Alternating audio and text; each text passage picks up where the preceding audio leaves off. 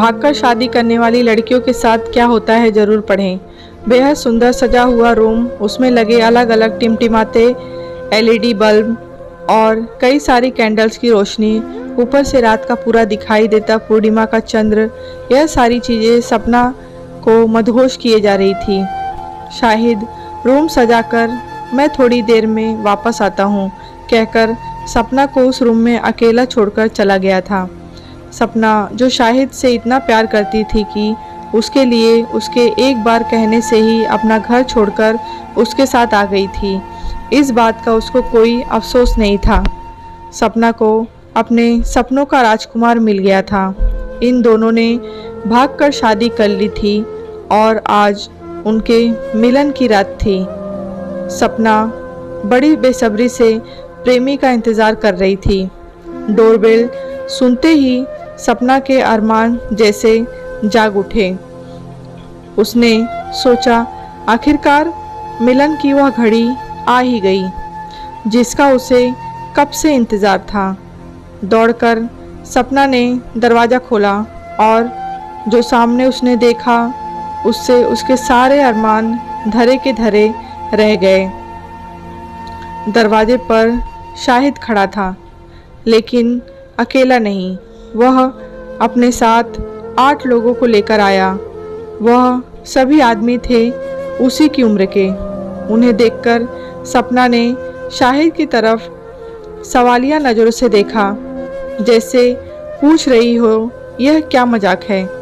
शाहिद सपना की ओर बढ़ा और उसे अपने आलिंगन में भर लिया और बोला, डरो मत मेरी जान, ये सब अपने ही आदमी हैं। शाहिद सबको रूम के अंदर लेकर गया।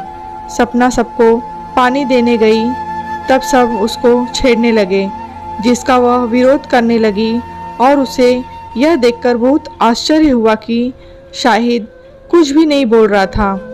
उसका दिल तब टूटकर चूर हो गया जब शाहिद ने कहा कि जो सबसे ज़्यादा दाम लगाएगा सपना के साथ वही आज रात बिताएगा।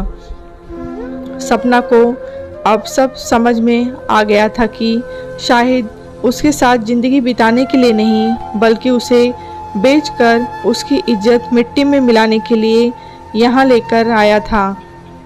सपना को अब काफ़ी पछतावा हो रहा था। उसे यह सोचकर और ज़्यादा रोना आ रहा था कि काश उसने अपने बाबा की बात मान ली होती, जो पहले से ही इस प्यार के खिलाफ थे। वे उसे काफ़ी समझाते आ रहे थे कि उन्हें शाहिद अच्छा लड़का नहीं नज़र आता है, लेकिन सपना ने उनकी एक न सुनी थी। शाहिद के पैसों की बात पर उसने साथ आए लोगों ने बंदूक निकालकर उसी पर निशाना लगा दिया और बोले, पैसे तो नहीं, लेकिन सपना के बदले तुझे मौत ज़रूर देंगे। शाहिद ऊपर से नीचे तक काँप गया था और वहीं पर पत्थर की मूरत बिन खड़ा रहा।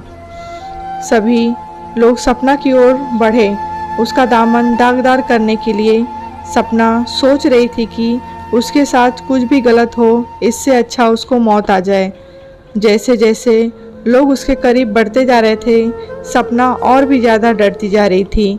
जब उन लोगों में से एक ने उसकी साड़ी को छुआ ही था कि दरवाजे पर पुलिस की एक टीम ने दस्तक दी, जिनके साथ सपना के पिताजी भी थे, जो सपना को तलाशते हुए उसके ठिकाने तक पहुंच गए थे।